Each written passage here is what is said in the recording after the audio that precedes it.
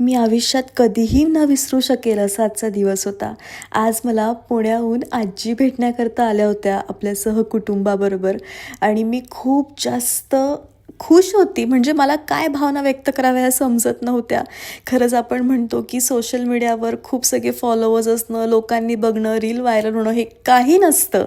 तुमच्या social media अकाउंटवरती किती चांगली लोकं तुमच्यासोबत उभी आहे, हा महत्त्वाचा मुद्दा असतो. आणि आज मी तुम्हाला ठामपणे सांगू शकते की इतकी चांगली लोकं मला माझ्या सोशल मीडियावरती मिळालेली आहेत की लाखांमध्ये आकडा दिसण्यापेक्षा जी माझी माणसं आहेत ती मला कुठून, कशी, कोणत्या परिस्थितीमध्ये पण भेटायला मात्र येतात आणि भरभरून प्रेम आणि खूप हुरूप देऊन जातात.